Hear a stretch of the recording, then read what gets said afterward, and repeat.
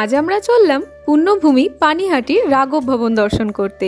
রাঘব ভবন হচ্ছে শ্রী রাঘব পণ্ডিত ও তার বোন শ্রীমতী দময়ন্তী দেবীর বাসভবন। শ্রী চৈতন্য মহাপ্রভু, নিত্যানন্দ মহাপ্রভু এবং তার সহযোগীরা পুরী থেকে যখন বাংলায় আসতেন তখন তারা রাঘব ভবনের বাড়িতে আতিথ্য গ্রহণ করতেন।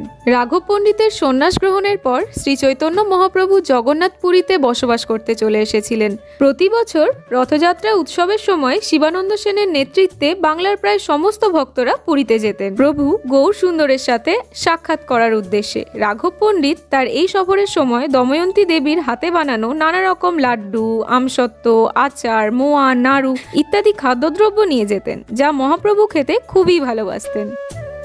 এই যে ইনি হলেন রাঘব পণ্ডিত। রাঘব পণ্ডিতের এই রুমটা পারমিশন ছাড়া ফটো বা ভিডিও করা সম্পূর্ণভাবে নিষিদ্ধ।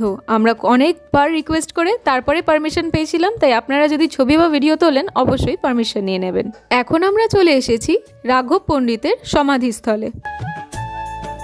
কতটা ক্যামেরায় তুলে ধরতে পারছি বা আপনারা বুঝতে পারছেন আমি জানি না, কিন্তু ওপরটা পুরো রুফটপ পুরো এই গাছেই, একটাই গাছের ব্রাঞ্চ দিয়ে পুরো রুফটপটা ঘেরা। এই দেখুন, আমি একটুখানি এই দেখুন মাথাটা ওপরটায় পুরো ওই একটাই গাছের, এই যে এই গাছটার ব্রাঞ্চেস পুরো ওপরে কভার করা।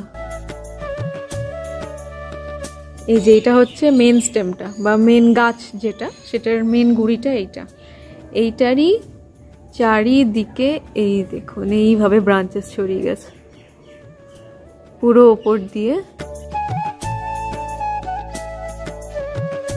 যেইটার ব্রাঞ্চেস গুলো ওপর দিয়ে এই দেখা যাচ্ছে, ওইটারই ওই ভেতরের ব্রাঞ্চ যেটা দেখালাম ওইটারই বাইরের সাইড। এটা